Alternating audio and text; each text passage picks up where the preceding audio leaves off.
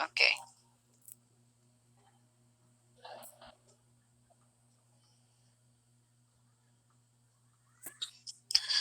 Okay, let's start with the chapter 1. It's about introduction of comparative models in policing. And let's start with the definition of policing. Unsa di ay ning definition sa pamulis, no? So policing literally means controlling, monitoring, tracking, and altering, if required, public conduct. So its core concept is about the use of force in ensuring obedience to the law within the rule of law. Now, this term, policing, as the time goes by, wala na ni siya gigamit. Kaya nga to ang gigamit karon is law enforcement man. So law enforcement is a term which is more clear, no? Na mag-enforce ka sa law. The very significant role of a police officer is to enforce the law. Okay. So, what is comparative police system? It refers to the science and art of investigating and comparing police system of nations. Now, as to the need to compare policing system and why do we need to compare is something nga mao'y atong istoryahan sa tibuok subject. Nganong man gyud ato ang i-compare nga ato ang policing system sa uban because there might be some system that we think that are better and could be effective sa ato ang Philippine setting, no? And also the need to compare policing system from others in order to come up with a better system is that we need to check, analyze, or just a few basic knowledge of unsa ang klase sa ilahang government system. Kay definitely, kung maingon gani ka og police, igo ra gyud na mo enforce kung unsay law, unsay policy, unsay rules sa kana nga country. Okay? So, later with this kanang discussion sa tibuok subject, you will know and we actually cherry picked some of the countries that we think na maayo o pamulisay, no? Maayo sa system in policing.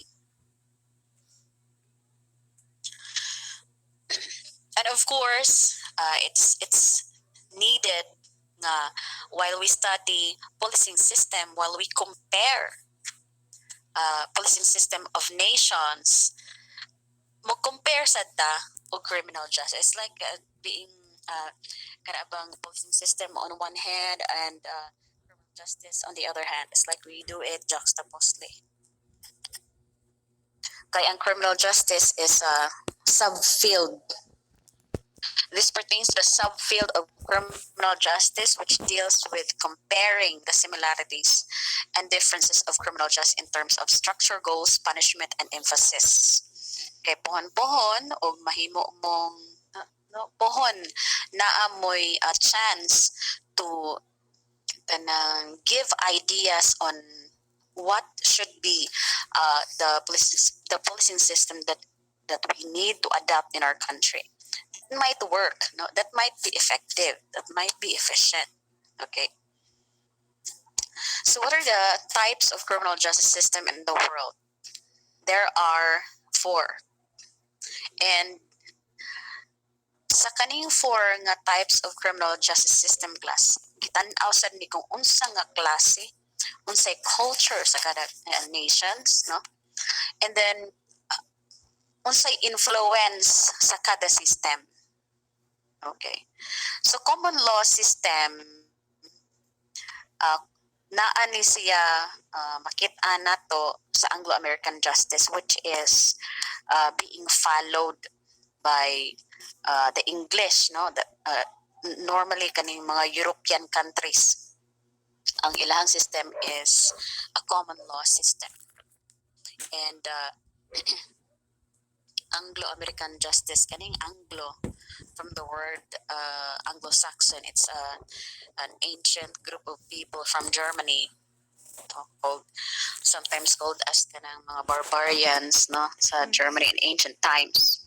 And then kanigid sila, ang mga ancient Germany or Germans are said to be having systematic form of criminal justice.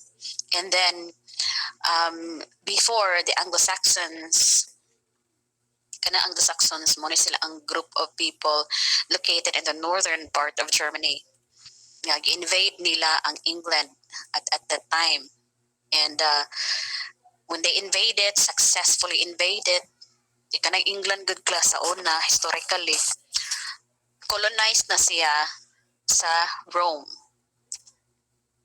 And then, ni end, ang reign sa Rome, ni evacuate ang tanang tao, mga opisyalis sa England, mauto ang ni-take over kanay mga Anglo-Saxons. Yeah, since colonized ang England before, wala sila'y particular system sa pamalaod, no, sa criminal justice and so on. And then gidala ni sa mga Anglo-Saxons ang ilahang system called and then later on na-adapt na gid nila through time, and then it is called common law. And then we have the civil law system, like the Philippines, no, it's more coded. Atong mga policies, laws, rules and regulations are written codes. And there are European countries that follow civil law, but kasagaran gid sa mga European countries, common law system din sila. Like also the Americans, they follow common law system. Okay. And then a socialist system, it's the Marxist-Leninist justice. Communism, if you will, no? Pwede sad na siya i-term nimo og communism, ang socialist system. Gitawag sa na siya class og Marxist-Leninist system. They are just the same. Same ra na siya, lahi lang og terminology. Kaning Marxist, no, from the word Karl Marx, from the name, coined nila ang idea ni Karl Marx, ihimo nilang Marxist. And Lenin is the very first person who materialized the idea of Karl Marx. And then ilan ning gigamit ang socialism, communism sa panahon sa kanang sa mga monarchs or gitawag na czar sa Russia. So moto na komunista ang Russia because it was Lenin. It was Lenin's idea. Nagikuha po niya ang idea from Karl Marx. And then communism spreads out sa ubos nga bahin sa land, like China, like Mongolia, no? Di-adapt sad sila because communism basically is a form of government wherein economically you owned everything. Okay? Common, from the word common. I owned it, you owned it as well. Okay. And we have Islamic system. Of course, it is a system followed by countries na Islam ang religion. And the administration of justice is derived from the interpretation of the Holy Quran. This is the holy, shall we say, Bible of the Muslim people. So that's it. Sa Philippines, if you ask, civil law system ta. Okay. Do you have any question before we proceed?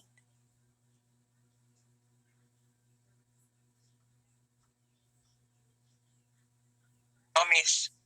Okay. So let's proceed. The types of police systems in the world. Okay. There are three: the fragmented police system, combined police system, and the national centralized police system. In the Philippines, we follow the national centralized police system. So, unsa man yung fragmented police system? Mo siya ang police system nga gina-apply sa katong mga country labi na kanang federal kana pang tungod sa kadak-on sa ilahang territory, i-divide nila into several states ang ilahang territory. And then like in the United States of America, like every state has its own laws and it has its own police force. And that is why it's called fragmented, from the word fragment, no? Tigi-tigi, no? Tagidyo, retail, no? Og magpalit pa ka og kuan retail, dili wholesale. Tigi-tigi. And then combined police system. System is marked by national and local governments cooperating and sharing in the responsibility for establishing a police service. England's police organization is an example of this system. So naay national, naasay local nga police force nga nag-cooperate together. Ma'am, can we not kanang is it not the Philippines a combined police system kay naman tay national na headquarters na asay by subunits? It could be, but then you need to remember nga kaning mga subunits, substations, no, attached nagihapon ni siya sa headquarters sa national level. So di sila maka basta-basta og enforce sa ilang kagalingan if it's not under the supervision of the national headquarters. So it's not. Ang atua is the national centralized police system. There is a national, there's a headquarters that is managing the entire system, or the entire police system. And then the power dwells within the national level. So in this system, the central government creates a national police force for the community.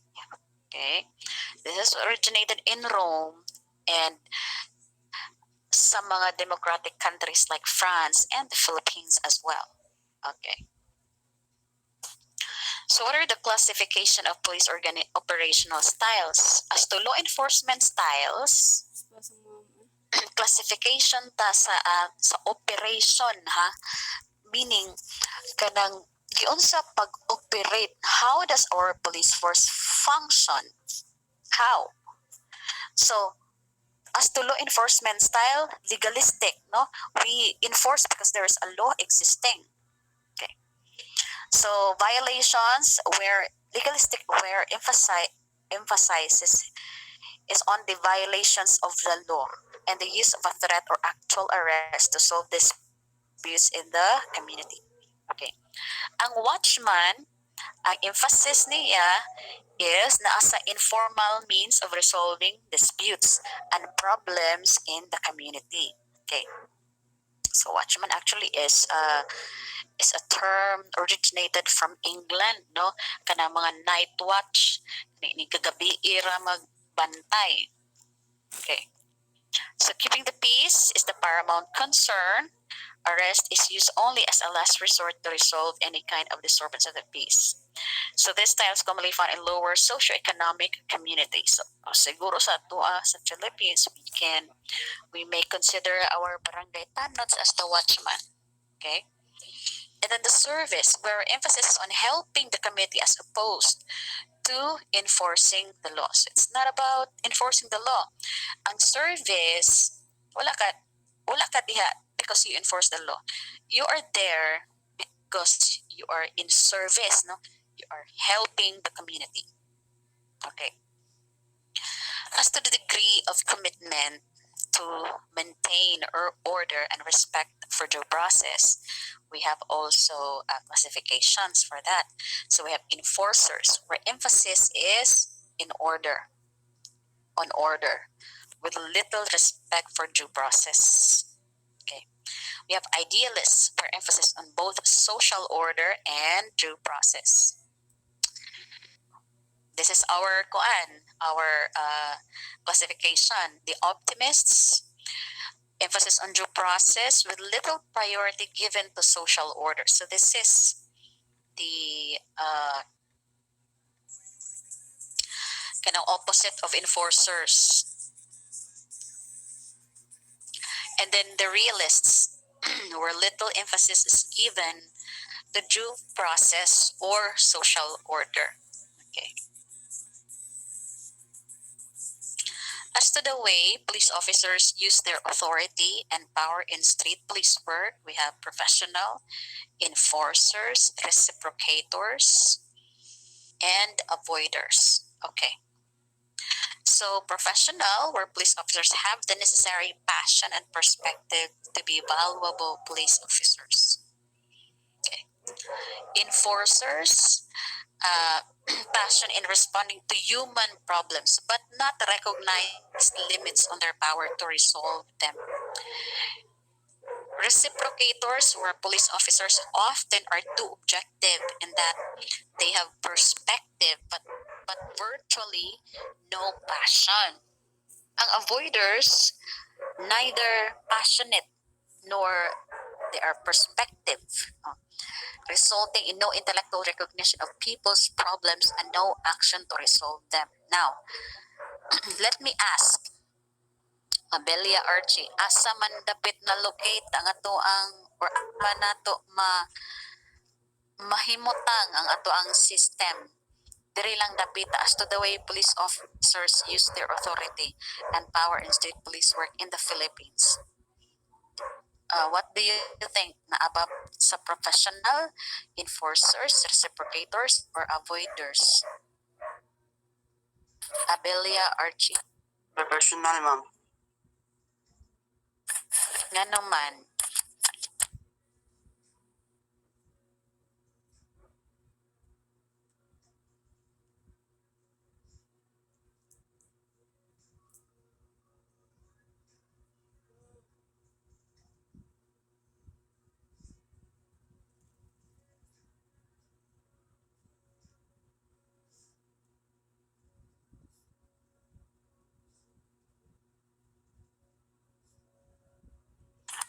Nga naman, can you help Abelia Glenn?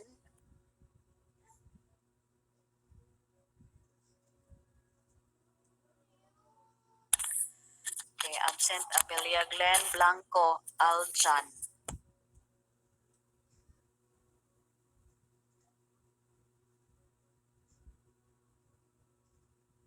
Absent Sad Cabaltera Giselle. Yes, miss.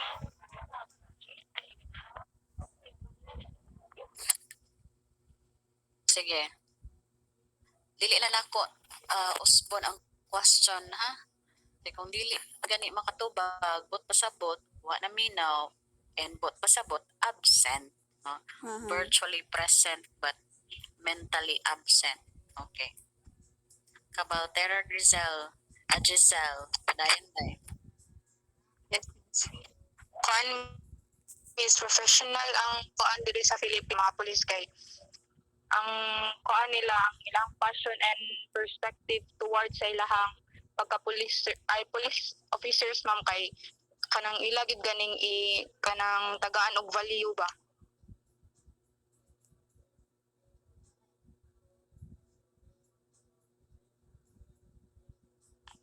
Tagaan nilang value in what way? In what way Kabatania John Earl? Yes, ma'am. And a way I think, that ma'am, sa ilang pagka-deal, ma'am, sa community, like, kanang they treat their, kuhan kanang, the community, like, dili para sa una nga, once makakita sila og police kay, ang mga tao kay mahadlok, pero, right now, dapat ang mga police is makisalamuha or makirelate sa mga community. Okay, that's good answer, no? Okay, so let's proceed. Thank you, Kabatania John Earl. So ang atong pamulis diri sa Philippines is more on professional. And aside from that, it's within the bounds of the law. Di kay basta-basta panakop, no? Kay naaman po'y gi-require sa ilaha kung manakop sila if ever sayop ang ilahang pagpanakop or walay grounds, sila man gihapon ang criminally liable. Okay? So, it's on a professional level. Okay? So, let's talk about globalization. Globalization, okay, refers to the increasingly international character of social life, is having an impact on much of society, including technology, commerce, communication, and crime. Okay. And its concept is focused more on the transnational, no? Transnational, ang transaction ba, walay borders. So, it is the process by which regional economies, societies, and culture, as well as information, ideas, and even authority, become integrated by a global network of what? Political ideas. Okay. So there is an interconnectedness between nations. Okay? So, for example, actually, a globalization plus is a concept not new to us in the modern times. Even before nations are exchanging trade, no, exchanging commerce, they even exchange information and ideas. So, in the history, have this katong Silk Road, that is a road na moabot og China hangtod na sa European countries, no, even in Rome it reaches in Rome. It's a road nga agianan sa mga merchants kay mag-sell sila og mga goods sa lain-lain nga nations, sa lain-lain nga countries. And then right now, it's just ang globalization it's become more possible and easy because some of the countries or nations are already members of many international organizations. For example, sa Asia, ASEAN, in the whole globe or earth na atay United Nation, halos tanang country sa tibuok kalibutan members sa World Health Organization, members sa World Economic Forum, members sa Interpol, members sa kanang sa European countries na sila Europol, members sa Interpol, okay? Naapatay Asia Pol, and so on and so forth. And it became easier economically, trade, commerce, idea, information, investments of the capitalists to some to other countries. Okay, and since 2000, we can see and feel what globalization would look like in the Philippines. Kay daghan na kaya mga foreign investors nga naghimo og business in the Philippines. The number one example are the BPOs, kanang mga business, kanang mga outsourcing ba, ng mga call center nga mga na companies. Okay? And another, some foreign investors would donate, no, mag-donate sila og mga infrastructure in return of depende kung unsay kasabutan nila in under treaty or contract. And karon mo pila na lang ka oras pwede na kang manihapon mamahaw sa Japan, maniudto sa China, manihapon sa Taiwan, no, kay because pwede na tang sakay og eroplano as fast as we can sa transportation. Sa transportation na siya nga aspect. Unsa pa man, information, communication. So una, magsuwat pa ka maabot pag pila ka buwan kung mag-phone call ka sa imuhang foreigner sa lain nga country. Karon, you can just call through Messenger, through Skype, or unsa pa dihang klase nga mga platform, social media platform wherein you can already communicate, no? So nahog nga tungod sa globalization, borderless halos ang tanan, from trade, commerce, information, communication, transportation, and even, take note of this class, even politics and international policies. So sa una class, mag-pandemic ang usa ka nation, sa ilaha ra gyud na siya mo effect. Kaya nga naman, wala pa man kaayo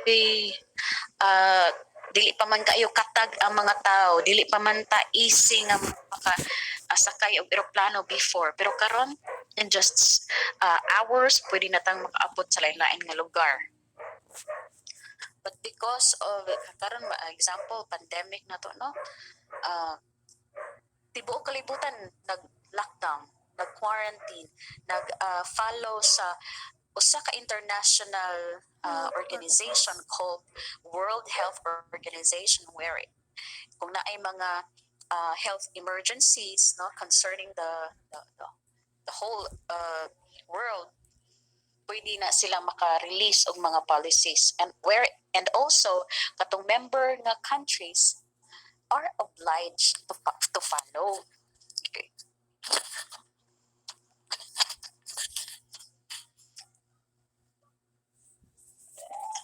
So, maayo na siya, ma'am, nindot na siya nga sa modern times na ay kanang tungod sa globalization, ang mga countries nga sa una pobre karon develop na kaayo. Unya sa una sa dugay kay mag-communicate sa imong mga loved ones. Karon dali ra kay ka mag-communicate. Okay? Lagi nindot na siya pero nana siya disadvantage. Okay? Later on, we will discuss that. What are the events that contributed to the emergence of globalization? Number one is the establishment of international agencies and institutions. And then, establish kang international agency, of course, you are making friends with other nations na dapat mag-membro mo ani nga international agency or organization. Okay? And then kasagaran nga mag-establish og international organization, syempre katong mga gitawag nato og countries nga nabilong sa first world country. And then another event that contributed to the emergence of globalization is the standardized system of global time. Another, global networks of communication, international competitions and prices, no? So may mga examples sa mga international competitions. Camarines Eliza May.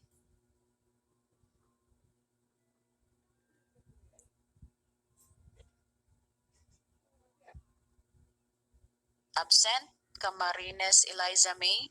Excuse me, miss. Tungog na ko, miss. Oh. I think kuan man siya mismo globalization. I think kana mga example ha sa mga sports na lang. Kinana miss ba? Kinana ba? Yeah, mo bitaw na atong gihisgutan, what are give me an example of international competitions. International competition miss like katong nahitabo karon sa ay katong giheld diri sa Philippines nga naay Asian ID sa kuan dito the October katong volleyball miss ba? International Volleyball World Cup International Volleyball mo na siya miss. Okay. Ano? Cantones Mariel. Around mo, Akamta Karil. mo na sa kanya-kanya. Example dito ng SEA Games. Miss ato si Cantones to. Kampita, Miss. Kampita, yes. E-games. Kan na.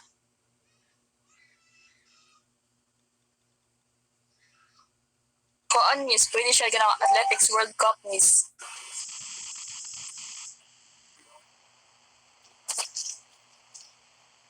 Unsa pa man, like ka na mga big international competitions. Olympics International Mamay giingon gud ni Kuan ni Umilda Olympics. Answer sa dang uban Olympics, ma'am. Okay. Olympics. Si Umilda. Yes, Miss Universe, Olayon, FIBA, yes, World Cup. Those are international competitions nga na ay mga prizes. Kanang mga pageantry nga mga competition. Okay. Another international law. Okay, we will be talking about UNCLOS as we go along. No, UNCLOS is the United Nations Convention on the Laws of the Seas. No nga, ang United Nations had created a protocol wherein the nations should observe kanang gitawag nila territorial sea, kanang exclusive economic zone, contiguous zone, high seas, no? So diha tapita ma-determine nimo nga tungod sa United Nations on Convention on the Law of the Sea, a neighboring nation cannot right away or immediately get into the other nation, labi na og mag-istorya ta og mga kanang mga naval ships, kanang mga ships nga gamiton for military exercises. That is why class kung maghimog military exercise ay imuhang silingan nga nation, dapat na agin na siya pananghit kung maka-cross ka og kanang mga exclusive economic zones, kanang mga territorial sea. Kay if wala na pananghit, that means mura og sa sumbagay pa na og sa away pa na sa mga laki nagpakuan ra na siya kanang murabag ng hakit. So in international law, we have this UNCLOS. We are every country in the world who is a member of the United Nations is observing that UNCLOS. But of course, there are, as we know, sa kanang current events, there are countries that are violating this. Kana sang magkanda ka og mga test missiles, no? Mga nuclear weapons. Dapat inig-test nimo ana, di na moabot sa laing country. If maabot ka na sa lain nga country imong mga test nga nuclear weapons, naagid kay sanction ana sa international nga kuan, international nga organization. Na kay sanction ana. And there are a lot of international laws. Okay. Another event is the international shared notions of citizenship and human rights. Of course, the United Nations class had created kanang convention or established a convention about human rights and also about citizenship. Okay, kaning mga migrants, immigrants, unsay role ana. And what are the causes of globalization? Number one is the International Division of Labor. Okay, we help you, you help us. Simple as that. We will create a company, but then kulang mi og tao. So we will ask for domestic helpers from other countries. Okay? Ano sa to, gitawag na itong mga overseas Filipino workers, no, OFWs, because mag-divide ta sa ato ang ginatawag na to labor, division of labor. Internationalization of finance, that is the emergence of global banking and globally integrated financial markets.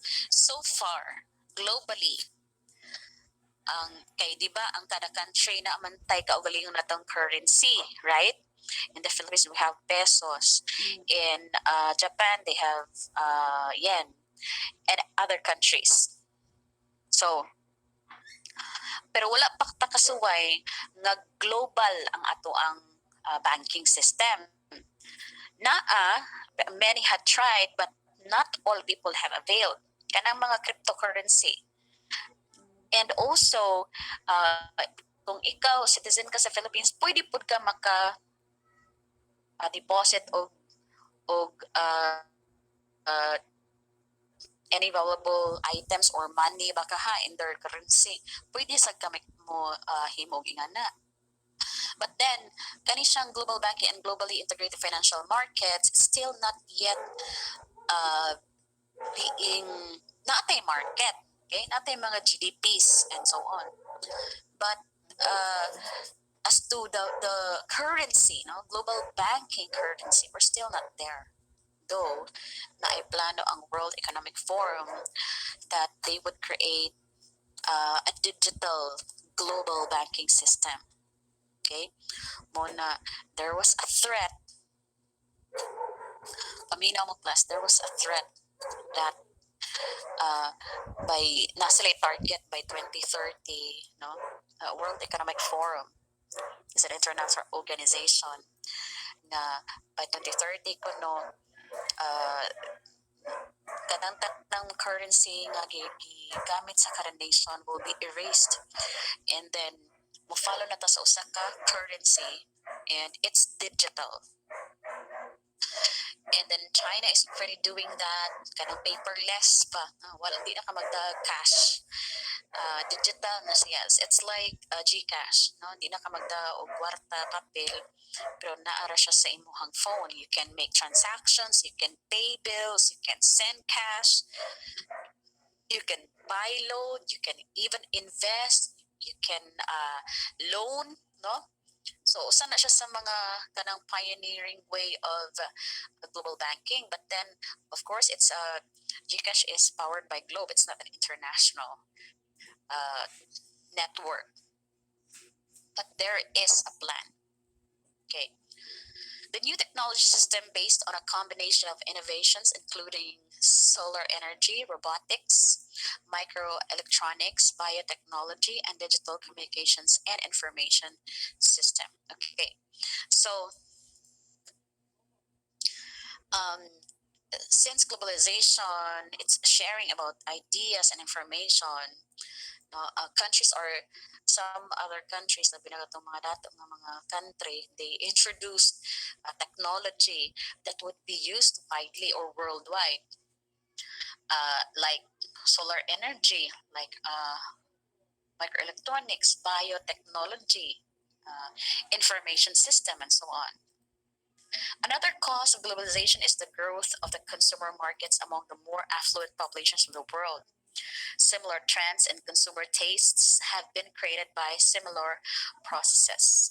Okay, the growth of the consumer markets. Bina sa mga nations na considered to be first world country. Considered sila nga mga rich countries. So tungod ani nang sa una murag sikat-sikat kita gamay kung palitag products na stateside.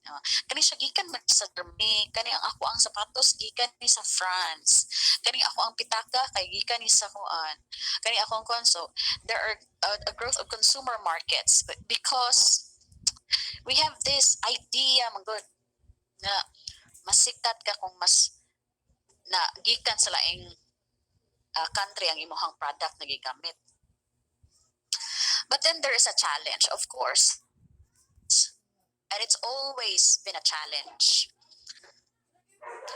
Also may challenge sa globalization as to the law enforcement alone. Okay.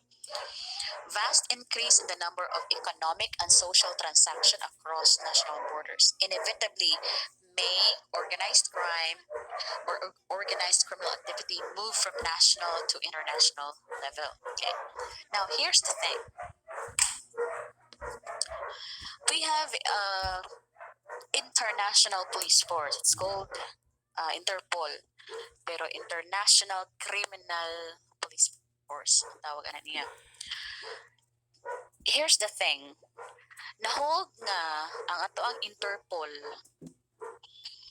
is not really the main law enforcers kung ato sila lain nga nation. Kay lagi ang kada country has its own laws and its own law enforcers. And an international police force or an international organization sa international law, di gina sila makabuot kung unsay polisiya sa usa ka nation.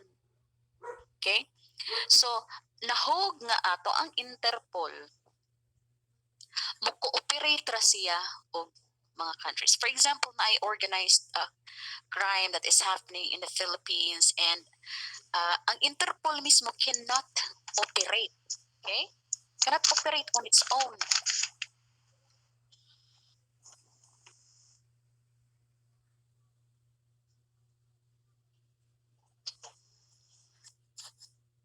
An Interpol cannot operate on its own. Kay off limits na sila. Di na sila pwede mag-operate dire. Pwede ra silang mo cooperate by giving information. Okay? And then, naa sa tila ang problema kay pananglitan ang crime na hitabo sa Philippines unya nang larga ning mga tawhana sa butang ta Hong Kong. Pwede ba tang makaingon sa taga Hong Kong government nga papauliar gud na ang amo ang mga criminal balik diri sa Philippines? Pwede ba na siya? No, ma'am. Dili. No. Ano naman?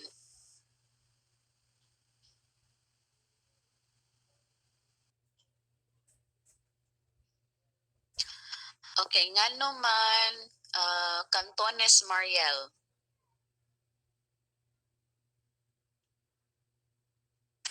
Miss, nga dili pa paulion ang nakasa to miss.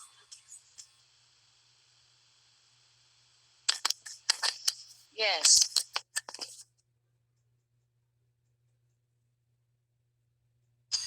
Kuan miss, dili pwede mo balik, for example, kung nakasa ka dira sa kanang lugar diyan, mo balik ka sa Philippines miss, kay taman dira man nimo mismo gihimo ang tawag ani ang krimen miss.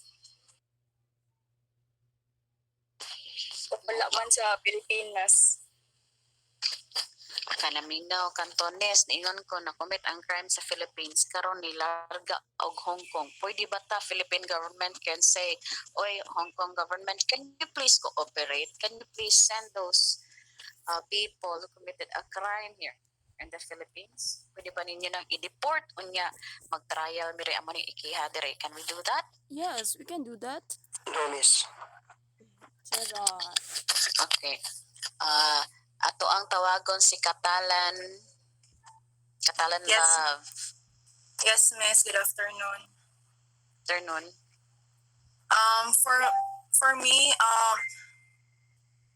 we Philippines, the government of Philippines have the right to ask for the countries sa Hong Kong to deport ang criminals nga ang criminal nga commit of crime sa atong country, because kung unsay law na to dire dapat ila sang respetuon, and unsay law dito sa Hong Kong, if for example ang Filipino na commit of crime sa Hong Kong, kung unsay niya mo ang Filipino, for example aning Pilipinas, then Hong Kong also have the right to ask the Philippine government to deport the Philippine, ay to bring back the Filipino as well sa ilang country para kuanon ilang law. Kay of course kita tanan should always respect the law sa laing-laing country. Respetuon atong law there sa Philippines, respetuon sa laing country, respetuon sa dato sa laing country ilang law. And for me, miss, nay rights ang Philippines na mo kuan sa Hong Kong nga ipabalik ang nakasala sa diri sa atong country para mag-trial or trial. Okay. That's While you are talking, I was actually thinking of this. I've encountered this term sa law school. I forgot it's start with letter D, I think. it's like a trial, no, but not a full blown one. It's like informal trial wherein we can ask somebody or a government nga i-trial lang na siya dire. It's actually the same procedure if a foreigner who will commit a crime and then pwede na to siyang i-deport back to his country. No, I just forget the term. Inig face-to-face na to, paningli ko ninyo. I just have this, kanabang, nalang ko yung mahunaan, which is related sa ato ang topic. So, mauna, no? We can ask for cooperation through Interpol, and the Interpol will issue notices na anay code ang ihang notice. The red notice, black notice, yellow notice, and so on. Naana siya dire. Just ako ra na siya kanang gitagaan lang tamo og overview, but there is such a thing nga we can ask for international help from other foreign countries. Nakalimot lang ko, it just came into my mind because we are talking about transnational organized criminal activity. But sa pagkatinood lang, lisod kayo pin down ang mga organized nga criminal group because they operated within borders. Unya, since it's organized, no, naagi na sila man on different, marabag na mga branches sa kada nations. So, unya, kasagaran ang naasa ibabaw, di gyud nimo makita. Ang katurang makita nimo katurang naasa lower portion of the pyramid, katong nag-operate, katong marag nag-frontliner nila sa organized crime. That is why kaning mga organized crime di yun basta-basta mawagtang, naagi ni sila permanente. And that's one of the challenge, by the way, sa globalization to law enforcement. Okay, paningli ko ninyo sa face-to-face unsa to siya ang dapat natong Israel. I just have this in political law.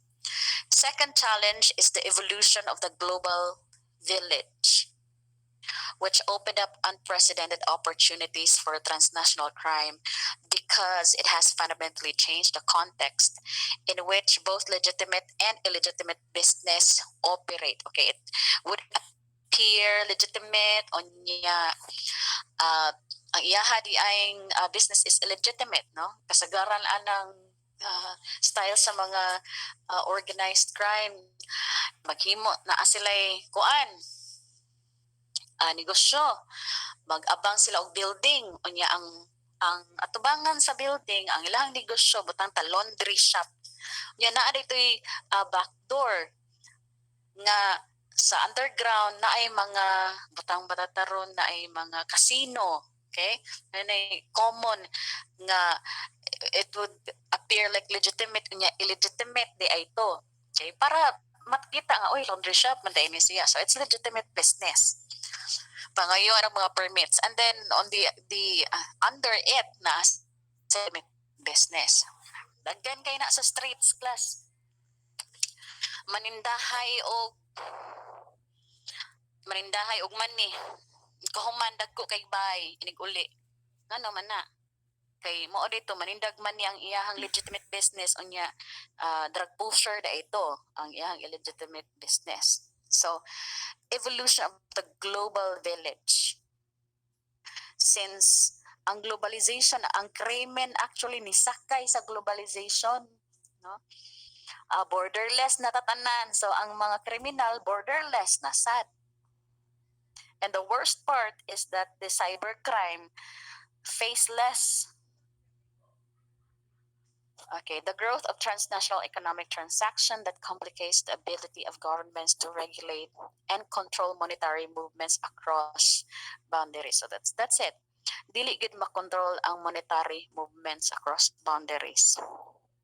Pwede ra gid ka magpa-exchange. That's why the Philippines kanang nag-create og balaod about anti-money laundering, no?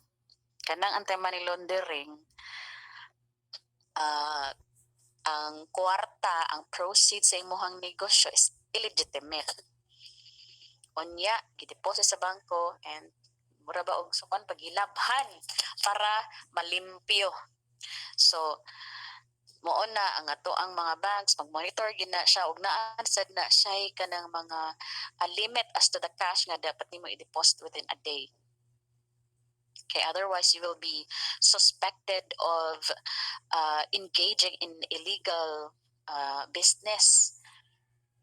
Nga ano gud in town manindahay ra kag kanang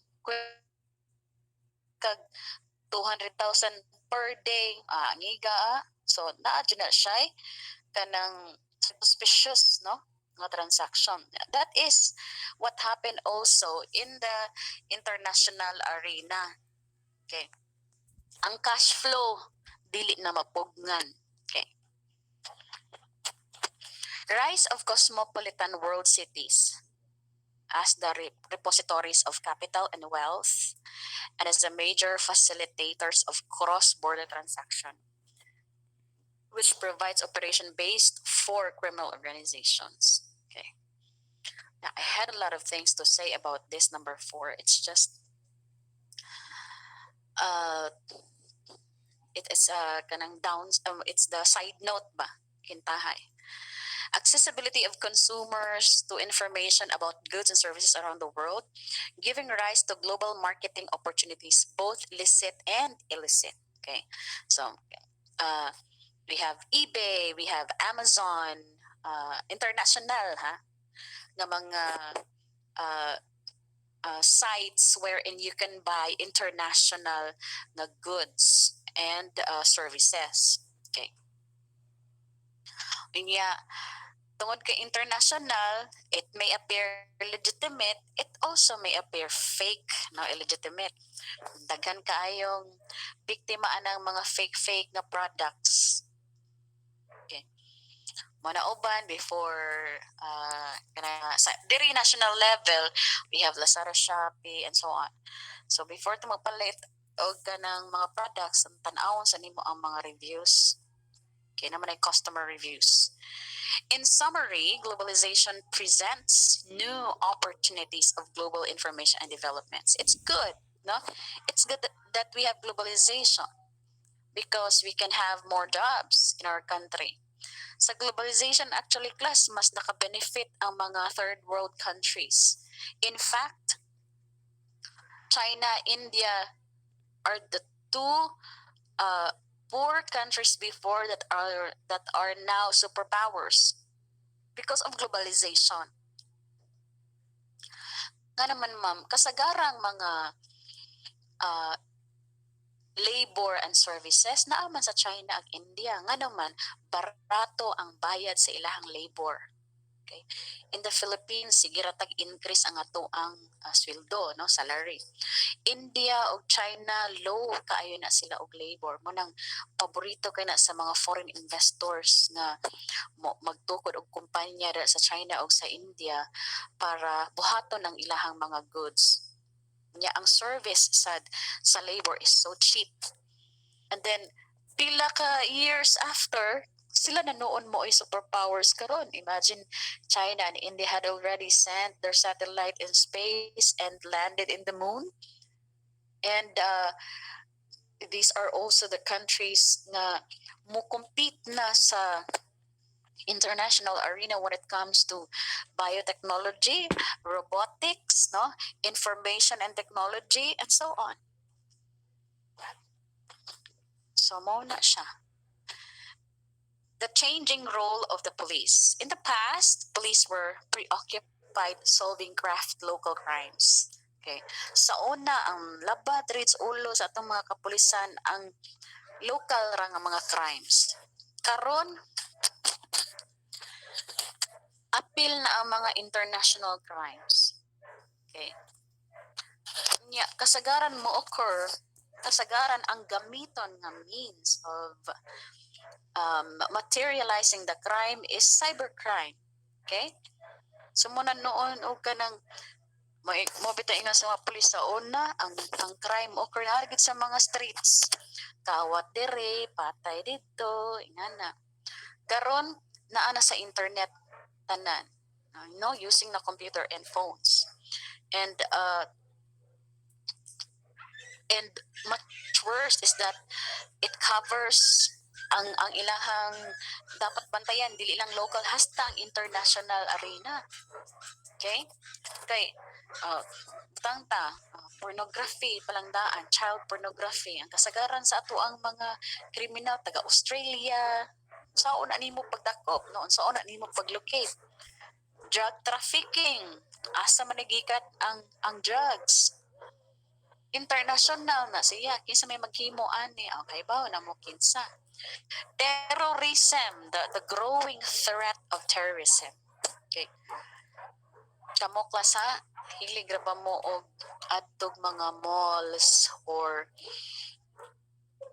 kanang mga areas nga dugokon gid og mga tao. Sa terrorism class, it's nang kasagaran ani political, no, driven politically. So ang ilahag yung target ana kung naa sila planong mo attack katog yung mga areas nga daghang tao like malls, like kanang mga area nga dira i-conduct ang mga events, no, mga concerts. Makita bitaw ninyo sa mga balita-balita nga pag concert ni sa to ni Ariana Grande na ay bombing, na ay namatay, no? Pag kinsa pa tong mga concert because these are the places or the events wherein terrorism is possible, no? Possible to occur. Muna mga paborito nga mga events sa mga terorista para mo create og chaos.